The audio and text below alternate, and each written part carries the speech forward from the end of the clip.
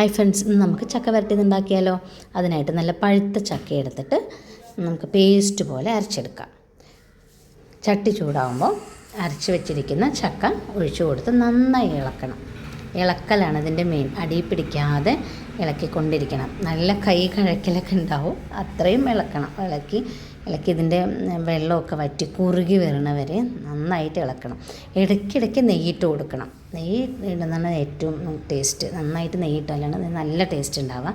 നന്നായിട്ട് കുറുകി വരട്ടെ. കുറുകി വരുമ്പോൾ നമുക്ക് നേരത്തെ റെഡിയാക്കി വെച്ചിരുന്ന ശർക്കര പാനിയിട്ട് നന്നായി ഇളക്കി കൊടുക്കണം. ഒഴിച്ചിട്ട് ശർക്കര പാനി ഒഴിച്ച് ഇത് രണ്ടും കൂടെ യോജിപ്പിക്കണം. നന്നായി ഇളക്കി യോജിപ്പിച്ച് കുറേ സമയം ഇളക്കി കൊടുക്കണം.